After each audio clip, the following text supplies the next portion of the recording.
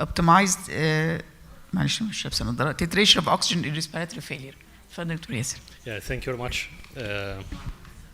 First, thank you, Dr. Hisham Awad, Dr. Safa Shafiq, Dr. Anil Farrash, and the rest of the organizing committee for the kind invitation. It's a great pleasure to be back again to my country and to give us the opportunity for me and Dr. Ruben Alvaro to escape from the tough weather in Canada. So yesterday when the flight landed to Cairo, the pilot announced that the temperature outside is 16, which is really nice. So it is kind of remind me about the temperature when I left Winnipeg.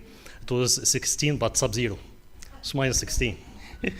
So we're really enjoying the weather here, which is actually enough for us like to enjoy. So it's one of the like النعم المخفية التي تستجيب يعني الحمد لله عليها. Today I have 4 presentations, and you may recognize in all of the presentations a new concept that we implement about 10 years ago when I started as a staff in our unit, and after I complete my fellowship.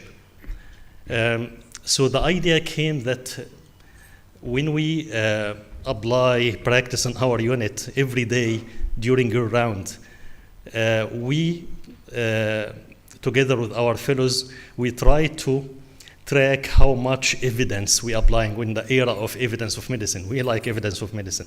So every day in the round, we ask ourselves some questions and we'll try to answer and try to implement. So we actually we followed whatever ordered every day and recommended by our staff for a period of time, and we recognize that how much did you ask yourself before how much percent during round every day the evidence is very high quality, and every question that we have there is a clear answer for evidence. It's about 15%. 15% of our daily practice is based on very good quality, so we have a very good answer, and the quality of evidence is high, and very clear answer, do or not to do. So what about the 85%? So the 85%, you have two options. Either to implement empiric therapy, just one way of practice for everyone. For example, for hypotension, give dobutamine for every patient. And if they have infant with hypoxemia, try to start a pulmonary vasodilator, either nitric oxide, if it's not available, sildenafil, for everyone. So that's empiric therapy. So what we implemented and we try to teach every single presentation to move from empiric therapy to physiologic-based therapy or physiologic-based management. So the first presentation today is about physiologic-based oxygen titration. And why oxygen? Oxygen, we use oxygen every day in our unit. And first, I have nothing to disclose in this presentation. And I have two main objectives to discuss over the next 30 minutes or so. So first objective, to demonstrate the pathophysiology of hypoxemia. So if we are treating a disease, we need to understand the pathophysiology of the disease. Then to demonstrate the physiologic-based oxygen prescription of titration, why it is a medication that we are using, not just a kind of available gas that we left it to the bedside nurse to titrate it up and down without a good guidance. And to make the presentation to increase the knowledge retention among us, I divided the presentation into 5 main sections. I will discuss first the physiology of hypoxemia, as I mentioned, and the 3 categories of oxygen prescription. So as a physician, if you are in the unit, I will give you 3 different categories and just categorize yourself. And we'll discuss that in details. Then how to monitor and titrate oxygen therapy. And now we have the advanced monitoring of oxygenation, not only based on pulse oximetry, we also implemented near-infrared spectroscopy for so many years, and we realize it's really helpful for titration, and then oxygen prescription at some case scenarios. So let us start. I'll just remind you about the first article written on pulmonary circulation was from one of the Arab scholars during the Golden Islamic Age, was Ibn Nafis, who was the chief of Cairo Hospital 1288. And he's the first one who described clearly the systemic and pulmonary circulation. That was 500 years before the oxygen was discovered. So Ibn Nafis, he discovered there's a gas exchange, but the oxygen was unknown at that time. But Joseph Priestley, 1774, he discovered the oxygen for the first time. So, and before we discuss, I just remind you about the most high or the highest risky interventions that we do every day in the unit with known as bad outcomes. And top of them, oxygen therapy. It is the worst medication that we use in our unit. Second, invasive mechanical ventilation, and that was described clearly by Dr. Alvaro. And then antibiotics. Keeping the infant without feeding for no good reason, to keeping NBO or not offering feeding for babies. And then cardiovascular drugs. If you use too much the cardiovascular drugs, if you are doing too much of these things, you have to revise your strategy. And if your unit using too much of these things, then you have to apply quality improvement project for each one of them. Otherwise, you will get at the end very bad outcomes. So today we'll be focusing on oxygen therapy. And you have just important definitions to clarify. I know that it's sometimes confusing for some of us. So we need to know what's hypoxemia to start with. According to the Canadian oxygen trial, it was defined as oxygen saturation less than 80% or PaO2 less than 50 millimeter mercury. Less than 85%, it is a definition of desaturation. So we have to differentiate between both. Hypoxemia is less than 80%. And then hypoxia.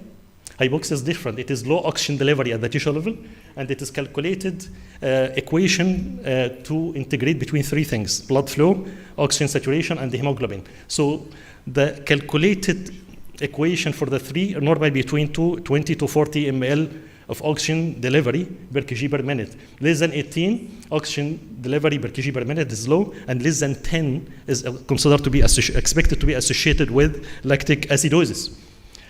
And hyperoxia, when you give too much oxygen, is saturation higher than the target saturation, or the pulse oximetry is not really accurate to diagnose hyperoxia. You need to get a partial pressure of oxygen through the blood gases, or you need to rely on near-field spectroscopy. Pulse oximetry is designed to detect hypoxemia but not hyperoxia, because you may have PaO2 of 400 and the infant saturation may be 98 or 99. So the physiology of hypoxemia in a little bit more details. And there's very important study to understand, slide to understand about autoregulation and the stages of autoregulation. We have three systems in our body responsible for oxygen delivery: respiratory system for oxygenation, and the blood. And the blood, not only the hemoglobin content, it is an oxyhemoglobin concentration curve. The curve should be plotted at the appropriate direction, not to the left or not deviated to the right. And then we have the cardiovascular system to maintain the blood flow. And when we calculate the oxygen delivery, we need the three items. We need the hemoglobin, blood flow, and the oxygen saturation. And then the autoregulation. Autoregulation is the release of nitric oxide. So we have in our body nitric oxide released by red blood cells. If there is any decrease in the one of these items, when it is decreased immediately within fraction of second, nitric oxide will be released. And how to detect that the autoregulation is intact? There is no other way available in the market now other than near-field spectroscopy. So when you have the near-field spectroscopy reading or the brain saturation or end organ saturation stable, does not really change with any fluctuation of all of these items, and it means that the autoregulation has been still under controlling the fluctuation of these items. So autoregulation is still intact. And so you get normal values with near-field spectroscopy when the autoregulation is still working. But the next step after exhaustion of autoregulation, you will get increased oxygen extraction. So the body will try to extract more oxygen from the venous compartment. And again, you can detect that in near-field spectroscopy, and you will get low values. So when you have the near-field spectroscopy reading is decreasing, at the same time when you have the oxygen saturation decreasing, or anemia, or decrease the blood flow, decrease the blood pressure, you will see the numbers lower than expected on near-field spectroscopy. So you will get the brain saturation less than 60. We're accepting 60 to 80. What about after that? If the extraction is at the maximum and there is no more room for the brain or any other organ to extract from the venous compartment, then we'll see lactic acidosis or anaerobic metabolism. Then, and when you see lactic acidosis in the blood gas, it's too late. You have already passed all of these compensatory mechanisms. So you'll get acidosis and you'll get end-organ damage. Then we need to understand the ventilation perfusion apparatus. Now we are talking about oxygenation, so we need to know more about the ventilation perfusion apparatus. We are breathing a mix of gases, oxygen 150, and we're talking now about pressures, 150 millimeter mercury, and 570 nitrogen, and very low carbon dioxide. And the villi, the oxygen little bit decreased to 100. And then at the end, at the left heart and the circulation, you have the arterial blood gases results. You have the all of the normal acceptable levels. And just to highlight here in this slide, the number that we may miss. First, the normal alveolar ventilation is around 150 ml per kg per minute, which is the minute ventilation, should be almost equal to the cardiac output. That's what we call it ventilation perfusion. So perfusion, ventilation. Perfusion is 150 to 300 ml per kg per minute of blood flow compared to alveolar ventilation, should be almost equal. And then we have a fractional, we have the functional residual capacity, which is the volume of air remaining in the lung at the end of expiration. It's around 25 ml per kg. At the end of expiration, this volume should be there, and it's very important to maintain normal gas exchange. And just to highlight here, the number that you are usually missing, nitrogen. So we have nitrogen in the air, almost the same in the alveoli. And if you ask the respiratory therapist to adjust the blood gas machine to get the nitrogen, your nitrogen in your blood is 570. So that's missed the number. We are not really measuring that because the sum of all of the partial gases should be equal to atmospheric pressure, 760, but we are ignoring that. What is the value of that? I'm coming to describe that in more details. And John West described in his model, here he's very well-known respiratory physiologist. The nitrogen, we assume that it is like inert and there is no any circulation. There is circulation of nitrogen. So the nitrogen in the top part of the lung, it is moved from the blood to the alveoli. That's why you have good ventilated alveoli in the top part of the lung, and moved from the alveoli to the blood. And at the end, we have almost balanced nitrogen between lung and the blood. And from this slide, we understand that why God created air with 75% nitrogen and less oxygen. Assume that we are breathing 100% oxygen. What happened with the nitrogen? Nitrogen is a gas responsible for functional residual capacity, is not the oxygen. So it is a gas that keeps the lung inflated. The oxygen is perfusable gas. It is responsible to maintain normal oxygen in the blood, but not for maintaining the functional residual capacity. This study was done in 1930, very interesting study. What they did in this study, concerning the amount of nitrogen gas in the tissues, and its removal by breathing 100% oxygen, assuming that you are breathing 100% oxygen. So they did this study on piglets, group of piglets, and they allowed the piglets to breathe only 100%. And what happened? Nitrogen concentration decreased in the most easily removable nitrogen, which is gray matter of the brain. So when you are breathing 100% oxygen, the body will try to keep the lung inflated by moving the nitrogen from the body to the lung. So the lung will get more nitrogen from the body, and that will, most of the organ in the body, according to the amount of nitrogen, will be on negative nitrogen balance. So your the gray matter of the infant who is breathing 100% will be losing nitrogen. And some antagonistic effect might occur, such as constriction of the blood vessels. We noticed that after we started using near-field spectroscopy, that the brain oxygen saturation, when you give infant 100% oxygen, you will get very high oxygen saturation and very low fractional oxygen extraction. The brain does not consume oxygen. So the body will vasoconstrict to limit the negative impact or the toxic effect of oxygen by vasoconstriction. So that's another very toxic effect of breathing 100% oxygen. Typically, if you are a healthy adult, and assume that you are healthy, if you breathe 100% oxygen, for 3 days, that's enough to kill you. So it means that your body will try to compensate for 3 days. At the end, your body cannot compensate and you may die at the end of the 3 days. Neonates can tolerate that longer because the lung might be very sick and the oxygen might not transmit it to the body, but the lung will be burned over time with the oxygen. In this slide, now we'll move to the understanding the ventilation perfusion mismatch clearly. So as I mentioned before, the amount of blood circulated to the lung should be equal to the amount of air.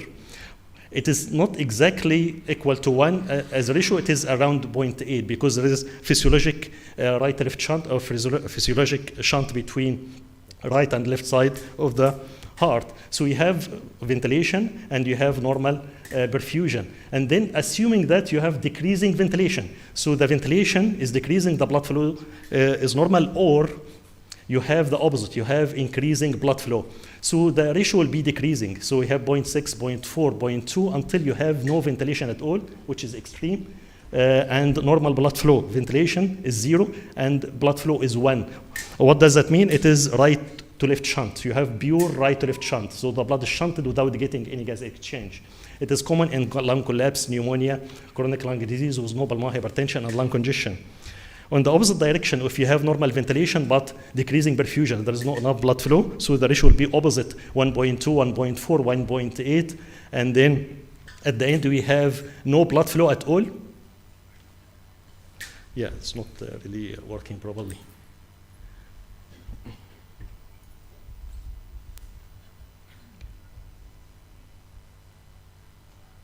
Okay, thank you. So you have no blood flow at all, but you have just the air coming in and out, which is equal to dead space. This is common in pulmonary hypertension, massive, the extreme is dead space, massive pulmonary embolism and shock, chronic lung disease with pulmonary hypertension. You may have as well increasing ventilation. You have too much inflation of the lung that will limit the blood flow. So there is no space for air. You have no space for blood. You have only air at the end. So I'll give you now this example. Just to imagine if you have infant with significant right to left shunt or significant lung disease, if you give too much oxygen, what will happen? So assuming that just for simplification, you have this lung here, which is no aeration at all, just like a liver, hepatization of the lung, like a pneumonia. And you have normal ventilation in the other lung. So the blood flow through the normal lung will come through the venous circulation 75 and leaving 100%. So that's normal. And the other lung leaving 75% as is because there is no gas exchange. It's just blood venous and leaving as venous. So that's right to left shunt. The saturation for the entire circulation here will be equal to 75 plus 100 divided by 2 will be 87. So assuming that if you give oxygen to this infant, can you let me know what will happen for the 87%? It will increase or not? Will not increase, there's no room. Already the other lung is saturation at the maximum. There is no more than 100%. And this lung here, there is no any room of gas exchange. So that's exactly when you increase the oxygen to 100% in infant with right to left shunt. You're not getting any benefit. And then if you give any pulmonary vasodilator or any nitric oxide or sildenafil, the body will compensate by vasoconstriction at the collapsed lung. So we are now opposing the effect by vasodilation. So you will worsen the VQ mismatch and worsen right to left shunt by giving pulmonary vasodilator. So we need to avoid that. So the hemodynamic effects of acute hypoxemia is too much. Everything bad we can imagine might happen due to hypoxemia, including at the end death. But you can consider retinopathy prematurity or retinal damage, endocrine damage, twitching, and this is actually meta-analysis on the effect of acute hyperoxia in adult model, not in neonates. But in neonates, you may get, when you have FiO2 more than 50%, which is try to always to avoid, not to give oxygen more than 50%, or PO2 more than 80 millimeter mercury, can lead to a gradual increase in pulmonary vascular resistance. So now we assume that oxygen is good for pulmonary hypertension. It is good temporarily, but if you give too much oxygen for a long time, it will cause the opposite. It will induce pulmonary hypertension by increasing the pulmonary vascular resistance. Gradual increase in systemic vascular resistance. That's why in chronic lung disease or premature babies, over time, we'll see the blood pressure is getting higher because they're exposed to oxygen for a long time. One of the mechanisms, impaired oxygen consumption at the tissue level, loss of oxygen nitrogen through the lung, as I explained before.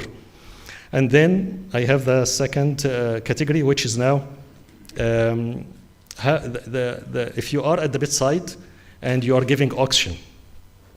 So the oxygen therapy can be described as three main categories, and you need to identify yourself. Are you a physiologic prescriber, or empiric prescriber, or toxic prescriber?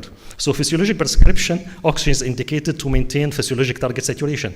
Physiologic target, not 90 to 95. That's not physiologic. 90 to 95 does not apply for everyone. So we may need to accept lower target saturation or different target saturation according to the underlying pathophysiology. Good response to low oxygen fraction. So you increase from room air to 0.3, 0.4, you will get good response. So that's physiologic prescription. Reactive, as example for that, reactive pulmonary vascular disease, reactive pulmonary hypertension, or lung disease with good lung recruitment. You recruit the lung, you will get a good response. And then FiO2 usually in this category, not more than 40% or 0.4. Empirical prescription, if you are using oxygen and let the bedside nurse to play with the knob up and down without any guidance. So oxygen is given for untreated lung disease. So lung is under-recruited. You have partial response to high oxygen fraction. Typically, RDS before surfactant. You are not giving surfactant when indicated. Lung congestion with left-right shunt. For example, PDA not treated. Lung collapse or consolidation. Pneumonia untreated, chronic lung disease, or severe VQ mismatch. Infant with atelectasis with severe VQ mismatch, you will not get the response as you need. You may have this infant at the toxic level, 0.5 FiO2 to 1, or 50 to 100%. If you are toxic prescriber, and I assume all of us, like we are not toxic prescriber, so oxygen is given when it is not indicated, which is a disaster, no response to high oxygen fraction. You have infant with intrapulmonary shunt, intrapulmonary right-left shunt, or cardiac right-left shunt, like in cardiac disease, undetected or undiagnosed, and FiO2 is 100%. When you have infant on 100% oxygen in the unit, or close, like more than 50%, the neonatologist, the most senior staff, should not leave the unit until you get the FiO2 0.5. So it's medico-legal issue, and it is at the same time ethical issue to leave infant on such high oxygen and leave the unit and go home when your infant is on more than 50% or 0.5. So it's the same as leaving infant in shock without proper treatment. So let us discuss the third category here, how to monitor and titrate oxygen. So how to monitor the oxygen? Usually we have the ventilator or CPAP or whatever, and we have the mean air pressure as a number, and we have the blood gases, and we have also the oxygen saturation. The least helpful way to detect or to monitor all of them in separate isolated parameters are the least helpful for oxygen titration. You need to make a score between them. So you need to calculate indices that include both oxygen therapy and the response. So you need to monitor or you need to get integration between the machine that deliver oxygen or the mean air pressure or whatever method delivering the oxygen. At the same time, the response. You need to make integration between both to understand more or to titrate more the oxygen based on that. So for that, we use AA gradient or alveolar arterial gradient. It's very helpful, very easy to calculate. I'm not sure why a lot of us are not using it. Oxygenation index or OI, oxygen saturation index if you don't have arterial blood gases. Oxygen saturation ratio, it is very simple. You have the oxygen saturation and you have FiO2. So oxygen saturation to FiO2 ratio, oxygen histograms that we have been using in daily basis for every single patient on any oxygen every day. Advanced monitoring by integrating pulse oximetry to near-infrared spectroscopy. So first, we have the AA gradient. A gradient is very simple. You need to calculate or you need to get the alveolar oxygen is simple, which is PaO2 minus CO2. And PaO2, which is A uppercase, A capital, means alveolar oxygen. So alveolar oxygen, we cannot get that it is the inhaled oxygen in pressure. So if you are giving, for example, 30%, it is 0.3 multiplied by atmospheric pressure, 713, because we excluded the water vapor. 713 multiplied by the FiO2 fraction, you will get the alveolar oxygen, and you need to minus from that the CO2, the alveolar CO2, which is equal to arterial. So you need to get the arterial blood gases for that. And the minus the PaO2 from the arterial sample. You will get the AA gradient. Typically, the AA gradient is acceptable is less than 20. 20 to 100 is moderate. More than 100 is considered as marker of severe ischemia. OI is very also simple. I'm sure that all of you are familiar with that. You need the minimum pressure. You need the PaO2 from the arterial blood gas. And you calculate the minimum pressure multiplied by FiO2 divided by the partial pressure of oxygen. And if you have more than 10, that's mild, 10 to 15, moderate, more than 15, severe hypoxemia. And when the MAB is more than 30, it's likely the infant require ECMO.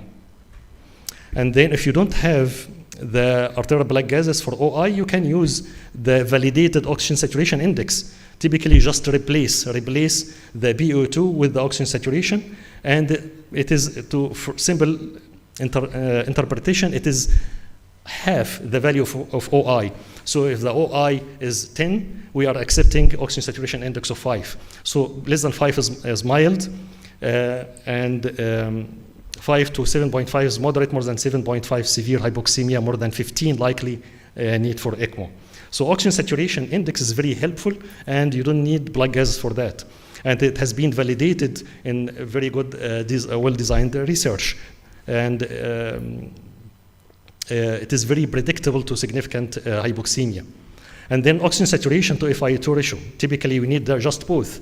And in this situation, the lower the number, the more severe hypoxemia. 350 mild, 350 to 180 moderate, less than 80 severe hypoxemia. So it is a ratio between oxygen saturation and the FiO2 as fraction.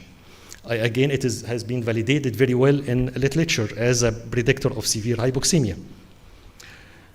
Oxygen histograms. We have been using oxygen histograms daily, and the respiratory therapist every day present the oxygen histograms together with the ventilation parameters and the lung ultrasound, because in our unit we educate our respiratory therapists to do lung ultrasound for any infant on respiratory support and represent that in daily rounds. So we have lung ultrasound score together with the oxygen histograms. If you are not familiar with oxygen histograms, it is available almost on all monitors, but you need to know how to use it. It typically reflects the previous 24 hours oxygen saturation as intervals.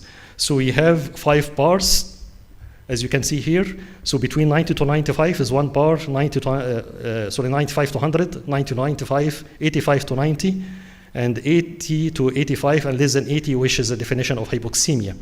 And give you a percent on top of each bar, which is a percent of time for the previous 24 hours or the previous time, because you can select 8 hours, 6 hours, any period of time retrospectively, and give you the previous time, and for each bar the percent of time. And the 1% is equal to 15 minutes. So, for example, here this infant was with the lung under-recruited and underwent lung recruitment by beep study, escalated beep study, and just, you can imagine 6 hours later the oxygen histograms improved between 85 to 90 for most of the time.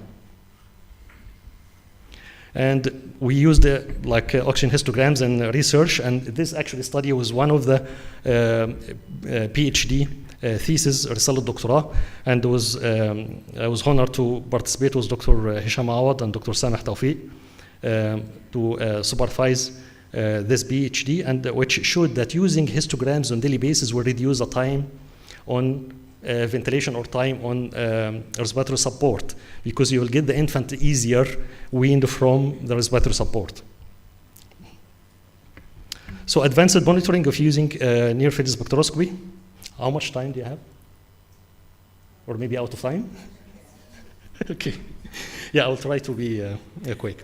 So near-field spectroscopy that we have been using in our unit for almost 7 years, and for the last 2 years, we educated the bedside nurses and respiratory therapists and all of the physicians. We have education program on our learning management system, and the course should be completed by any nurse or any respiratory therapist and for physicians, and how to use or physiologic understanding of near-field spectroscopy. So typically, all of you are using pulse oximetry to detect arterial saturation, and it needs a good perfusion. Because if there is no good perfusion, you cannot rely on the number. And just give you half of the circulation, and you are missing the other half, which is the venous circulation. If you have both, we can understand how much consumed by the tissues. And this regional saturation does not rely on perfusion. That's why we are using this tool in assessment of shock. And in shock, you can get lower numbers, or you have CO2, low CO2. Carbon dioxide is very strong tissue vasoconstrictor, or brain vasoconstrictor. So you will see significant decrease in the number when you have undetected hypocarbia. Monitoring the trend is very important. So we have here in this monitor, for example, the trend of the heart rate, pulse oximetry, endotidal CO2, respiratory rate, blood pressure, invasive blood pressure, and brain oximetry at the same time. When you look at everything at the same time, you will detect when you have any deviation of the any one of the vital signs away from the acceptable level, you check on the impact on the brain saturation. So in this infant here, the oxygen saturation was drifting down below the target saturation, and then the bedside nurse, because of that, increased oxygen. You can see while this oxygen saturation is up and down, like around the baseline, the brain saturation was maintained, signifying what? Signifying the brain autoregulation was smart, was maintaining even the saturation was low. But the bedside nurse was not happy about that, so she increased the oxygen. You can see the oxygen saturation increased, and at the same time, the brain oximetry increased, which is unnecessarily. So this is toxic. By this way, it is easy to detect if we can accept any fluctuation, because the fluctuation can be within the autoregulation threshold. So we can accept this fluctuation, either blood pressure or oxygen saturation or even low hemoglobin. In this situation, the given oxygen was toxic. And without having the near-field spectroscopy, you cannot detect that easily. Near-field spectroscopy has been validated in a lot of research, and this randomized controlled trial conducted in many European centers, and they have shown that using near-field spectroscopy compared to the blinded near-field spectroscopy arm, so there is one arm with intervention, so they can see the number and intervene accordingly with very specific guidelines, which we are almost using the same in our unit. Compared to a blinded number, they have a very significant reduction of burden of both hypoxemia and hyperoxia in the treatment arm. At the end, how to prescribe oxygen. So it is according to the physiology. So we have to respect the physiology for each single pathophysiologic mechanism. A preterm infant, for the first 72 hours of life during the postnatal transition, we accept 88 to 92% saturation, which is the target that we are using in our unit. And we also use near-field spectroscopy 55 to 85. Preterm infant less than 32 weeks post-menstrual age until completing 32 weeks, we are using the same target value, but the brain oximetry, we are accepting a little bit narrower, 60 to 80%. But beyond the 32 weeks, beyond the period that we expect ROP to be more significant, now we can accept a little bit higher target saturation, 90 to 95. And brain oxygen saturation should be the same. Infant with VQ mismatch, the VQ mismatch is very significant to affect or cause fluctuation of CO2. That's why we accept wider target saturation, 85 to 95. Wider to allow the fluctuation happening without playing too much in the oxygen knob or oxygen saturation. Again, accepting 60 to 80 brain saturation.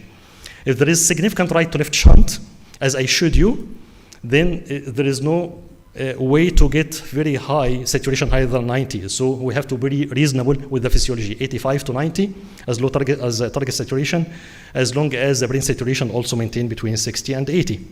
And then with pulmonary hypertension, because of the vascular reactivity, we accept 90 to 95. Again, the brain saturation is the same. With pulmonary congestion, like in PE, we need to increase the pulmonary vascular resistance to limit the shunt. So that's one of the physiologic or one of the non-medical parameters that we are using to treat PDA. For example, in premature babies, accept lower target saturation to increase the pulmonary vascular resistance to limit the shunt. And in our unit, we are not treating PDA by ligation for the last maybe 3 or 4 years. It was actually history in our unit. Now, medical treatment, enough with non-medical treatment. And we don't have any infant, even after discharge, requiring any surgery for PDA. And cyanotic congenital heart disease, we may accept more than 70%, but we are not sure if all of them might maintain brain saturation on 75% or higher or not. That's why brain oximetry by near-field spectroscopy is very helpful to reassure us about the brain oximetry is maintained. Just a case scenario here, preterm 23-weeker, at birth 32 weeks on high-frequency jet ventilation, PEEP 14. You may worry about PEEP 14, it's too much high, but for this infant was not enough to recruit the lung. Lung is barely opened, and AA gradient 490, oxygen index 19, and with oxygen histograms 25% of the time below 80. And this infant after, so typically this is toxic prescription. We give too much oxygen in under-recruited lung. After lung recruitment, we used PEEP of 17, and the FI2 decreased to 0.3. I don't care about PEEP of 17 or 20 or whatever number because the lung compliance is poor. And this this pressure is just attenuated with the poor lung compliance. I care more about how much volume created by that pressure. So this infant went down to 0.3 FI2, and the near-field spectroscopy is much more improved. So all of the physiological parameters improved. So this is physiologic prescription. I moved from toxic prescription of oxygen, this infant 100% oxygen or near 100% to physiologic prescription. Preterm infant with congenital heart disease, this will be last case scenario. And this infant was under care of Ruben, if you remember this case, 1.8 kilograms congenital heart disease. And it's very difficult to maintain oxygenation in this infant, to maintain, as recommended by pediatric cardiology, more than 80% saturation, and needed 100% without getting saturation above 80, with higher ventilator setting. So this infant, when we used near-field spectroscopy, the number was much better, and we just accepted more than 75, although this is preterm infant. These are algorithms that we are using in our unit, and typically in intrapulmonary shunt, when you have significant lung disease and you cannot give too much pressure, then accept lower target saturation, and the same for intracardiac shunt. If you need to know more about the integrated evaluation of hemodynamics parameters, normal values, for the centile values, this is an article that we published, so you can review that. And more details about titration of oxygen in preterm infants, also you can refer to this article if you like more details. To conclude to my presentation, the integrated assessment of oxygen indices is helpful to formulate physiologic prescription of oxygen. Lung recruitment is a priority before accepting higher oxygen. So always recruit the lung. If you are an infant with very high oxygen, then you have to escalate the PEEP, and if you see improvement and you can win oxygen, you are in the right direction. Regardless whatever pressure you give. Except during the postnatal transition, we don't give too much pressure without surfactant. I think all of us, we know that from also from the presentation of Dr. Alvaro. Combined use of pulse oximetry and near-field spectroscopy hopefully will be the future to use both at the same time. I remember from the history a long time ago, even like before my graduation, the pulse oximetry was introduced in late 80s. And at that time, there was some resistance to be implemented as routine of care. And the anesthesiologist, or like a really advocate to be used in OR at the time, they named the pulse oximeter as fifth vital sign. That's why we are using now in Canada near-field spectroscopy as a sixth vital sign. So it is the future. There's some resistance. Probably it is expensive now. Hopefully will be available in all of the units. Thank you very much. Yeah, sorry for taking extra time. Thank you. Thank you, Dr. Yasser. Thank you, Professor Yasser Elsayed, for this knowledgeable, elegant presentation, as usual. And thank you, Professor Alvaro. Now we will open the floor for the questions. We have questions here, but not directed. We'll start by Dr. Alvaro. What is the best? Yes. Okay.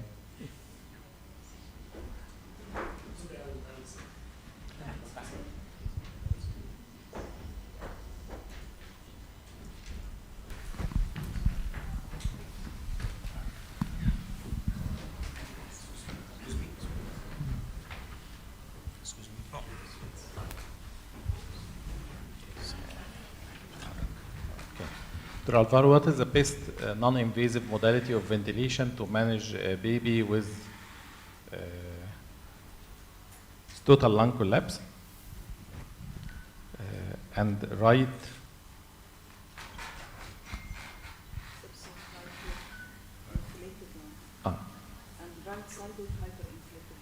yes, okay. We have left side collapse. Yes, this is the question. What is the best non-invasive modality for ventilation to manage baby with left side total lung collapse and right lung hyperinflated till bronchoscopic management? Will non-invasive high frequency is a good choice? Okay, I guess if you have a baby with a total lung collapse, unilateral, that baby may need to be intubated. It's going to be difficult to maintain that baby with non-invasive ventilation just if you have a total lung collapse on one side.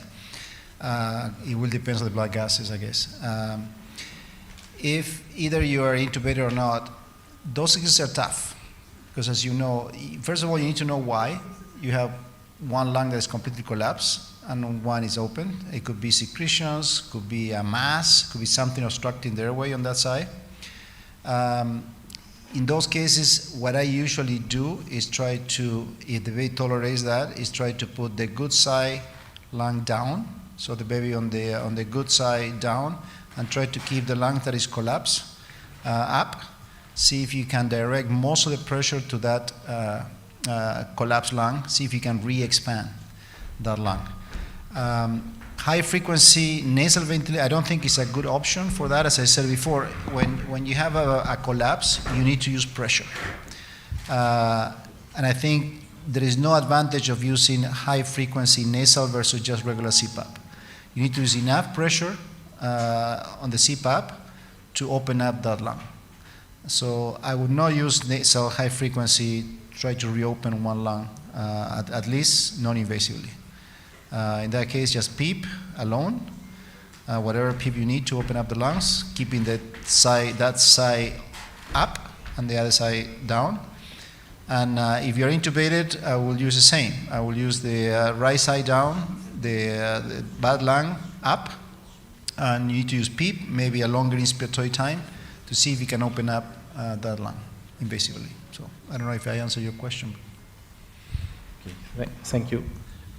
For a high flow or high humidified nasal cannula, you said we don't like to recommend as a primary line for management for respiratory distress.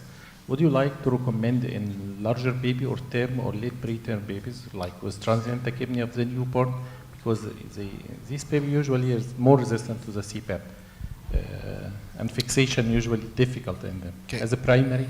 I would personally not recommend using high flow nasal cannula as a primary mode.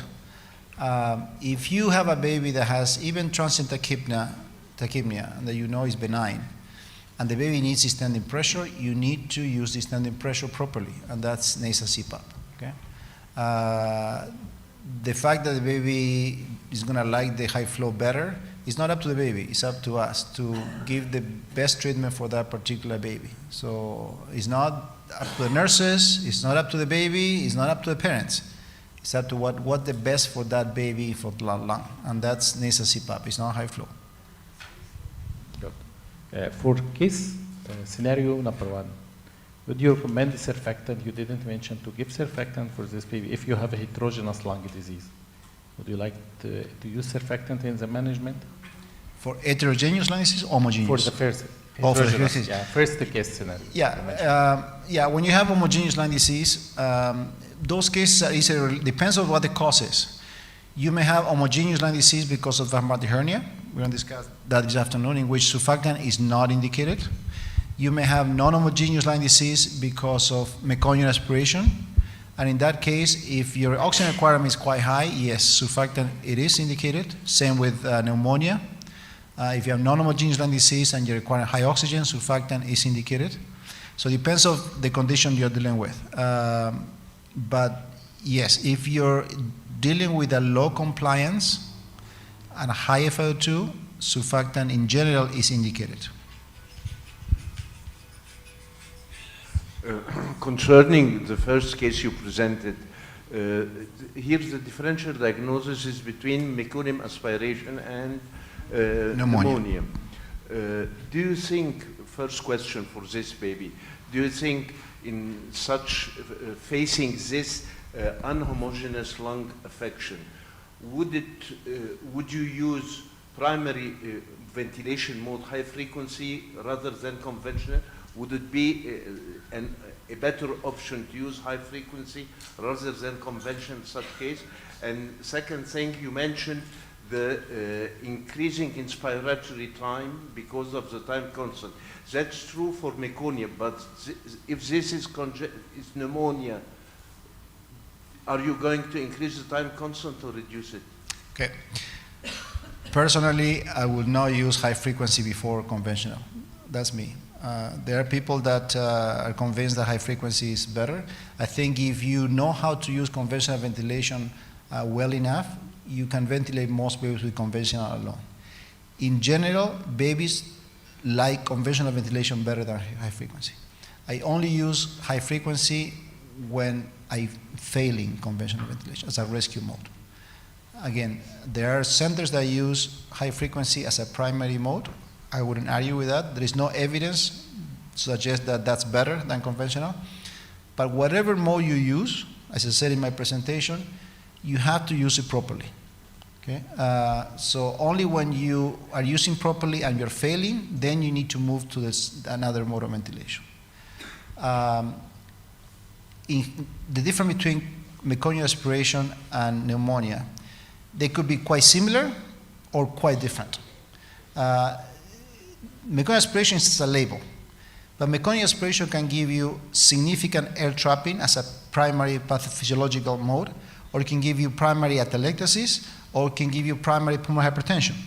So meconial aspiration is one, but you need to know exactly what's the main pathophysiology for that meconial aspiration. So you don't ventilate all meconial aspiration the same way.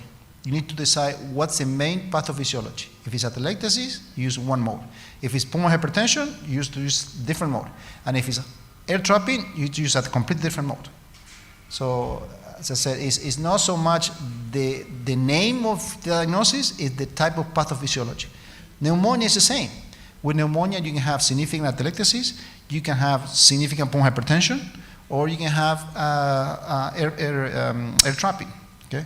So again, depends on the pathophysiology, not so much the name of the condition you're dealing with. I don't know if you understand.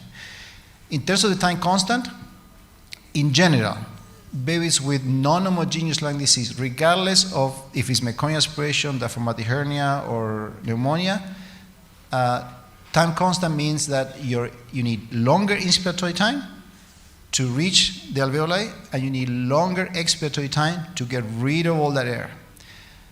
So it's tricky. I'm not saying it's easy, because you need longer inspiratory time, but at the same time, you need longer expiratory time. You need a total time for each breath that is longer than normal. And it's hard when a baby is breathing spontaneously and is breathing 100 per minute. So in that case, you need to know, well, why is my baby breathing 100 per minute?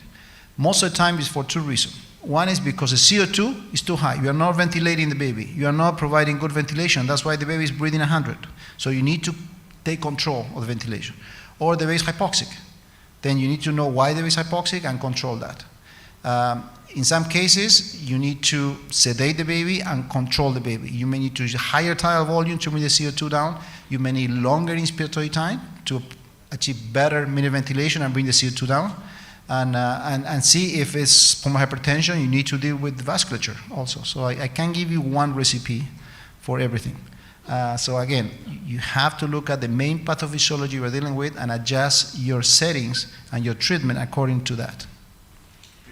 The example you gave was the baby having a hyperinflated lung and CO2 retention, and you proposed to sedate, and the patient was put on assisted control as volume guarantee. Is there any option of modifying your trigger so that you will respond to Yes. the lower rate? Yes, you need to use a higher trigger. Instead of sedation. So Again, yeah, the trigger should be slightly higher than we use infant. And a preterm infant, the smaller the baby, the lower the trigger.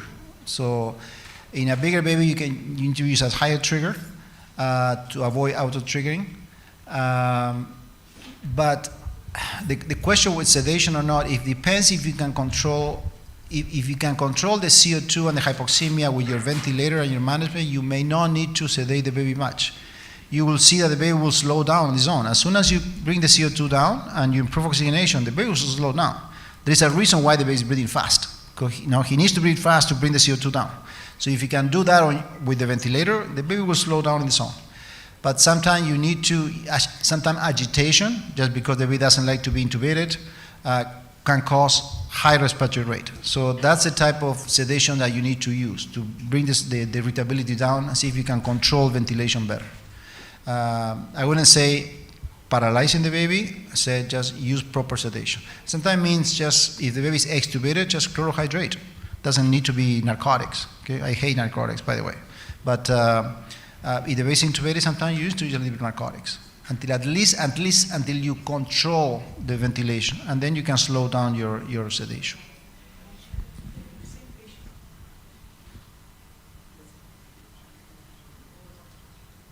You said that to decrease the hyperinflated patient, you decrease the inspiratory time because he's hyperinflated. But I think that CO2 is much higher. Can we use inspiratory time more in much more longer time? Yeah. So when you have just air trapping, most of the time is because in case of meconial aspiration, and in your case, your airway resistance, upper airway resistance is high. So, you need to prolong your expiratory time. Now, if you don't have significant issues with oxygenation, sometimes you can shorten your inspiratory time to allow you to have more expiratory time. But you have to be careful that you don't go too short your inspiratory time, because you may get into trouble with not enough inspiratory time. These babies are the trickiest one. I'm not saying that it's easy. I'm not saying, oh yeah, they do this and everything will be fine. These are tricky situations. But you need to be sure that you have enough expiratory time to prevent air trapping. And you need to look at your flow waveform. And always be sure that your expiratory flow goes back to baseline. Okay? Otherwise, you are not going to get into, you're getting into this vicious cycle that you're not going to get over that. Okay? Sometimes it means that you may need to switch to high frequency, although with air trapping, I would say conventional ventilation is safer than high frequency. Definitely, I will not use the oscillator when you have trapping. That to me is the worst mode of ventilation when you have a trapping is the oscillator, because the oscillator, it sucks the air out of the lungs, and that predisposes to air trapping by itself. Even if you don't have problem with air trapping, the oscillator, if you don't use it properly, it will get you into that trouble. So either I will switch to conventional or I'll use a jet. Sometimes the air trapping occurs because your endotracheal tube is too small. And so that will increase also your airway resistance and will cause inverted PEEP. So then you need to change the tube and put a bigger tube. So you have to see if you can control the air trapping with your settings. You may have to look outside the box, and maybe it's a tube that is too small, or maybe secretions. So, Professor Yasser, is the oxygen toxicity is related to oxygen delivered FI2 or the set by the pulse oximeter? The oxygen toxicity is related to the what oxygen you delivered, FI2, or the set by pulse oximeter? Yeah, that's a very good question. As I mentioned during the presentation, that pulse oximetry just give you one part of the equation, which is oxygen saturation by all the hemoglobin. So for example, you may have someone on 50% or 60% FiO2, and the oxygen saturation might be close to 100%. But when you check the arterial blood gases, you will get the PO2 very high. It might be 200 or even more, because you have room up to the total pressure, barometric pressure, which is 713 if you exclude the water vapor when you give too much oxygen. So the pulse oximetry is very limited. There is another limitation of the pulse oximetry, which might make it unreliable when you have infant really sick with the poor perfusion. The pulse oximetry is perfusion dependent. And you need to check when you rely on the number, the perfusion index. So when you have the pulse oximetry, any kind of pulse oximetry, either Philips or Massimo, you have another number which is close to it, which is the PI. You need to look at that number. This PI, if it is less than 0.4, it means that whatever number you get is not real number. It's not reliable. Yeah, because the saturation needs a good perfusion. A perfusion is acceptable as a PI perfusion index between 0.4 to 2.8 or close to 3 to make it easy and simple. So that's why the oxygen saturation is very helpful and very reliable. When you have a specific physiologic target saturation, you need to maintain that, but it's not the best way to evaluate hyperoxia or increased oxygen delivery. Oxygen delivery, it is one of the 3 parameters. Oxygen delivery, as I mentioned, it is oxygen saturation and the hemoglobin content plus the blood flow. So anyone might be high or low, it might affect oxygen delivery. It is very easy to calculate the number. Again, we teach our fellows that you need to do that at the bedside, not just to look at the number.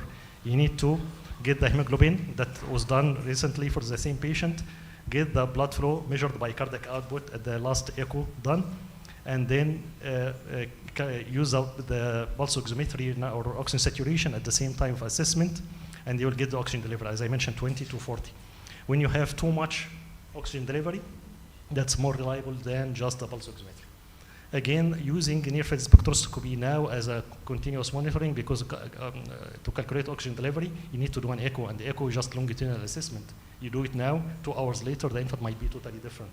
You need the gold standard for any monitoring, for any physiologic monitoring, is a continuous way. You look at like a trend over time. So the near-field spectroscopy is very helpful now to know about the blood flow and the fluctuation. If the fluctuation of any vital sign, either the blood pressure or heart rate or the oxygen saturation within the autoregulation threshold or exceeding or below. So if it is within the autoregulation threshold, we don't have to do anything. Just watch. You don't have to start medication for blood pressure, or you don't have to give too much oxygen. You just stay tight.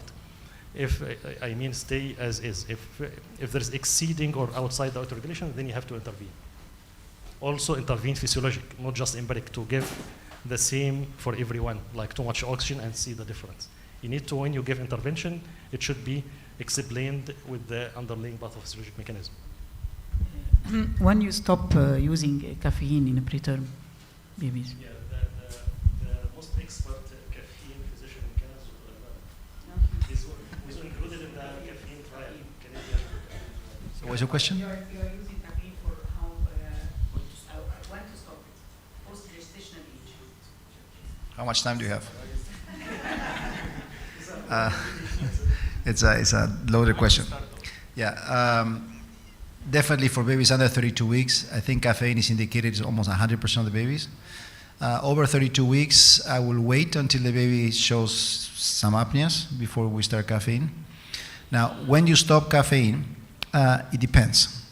If a baby has bronchopulmonary dysplasia or chronic lung disease and is CPAP dependent, I will not recommend stopping the caffeine before you stop the CPAP. And many of those babies will actually require caffeine for a long time, even after discharge. We usually discharge at least an average of 3, 4, or 5 babies a year from our unit on caffeine, okay? And they require caffeine sometimes for 6 to 8 weeks after discharge. However, if a baby has good lungs, as soon as the baby stops having events, significant events, you can stop the caffeine. You don't need to give those caffeine for a long time.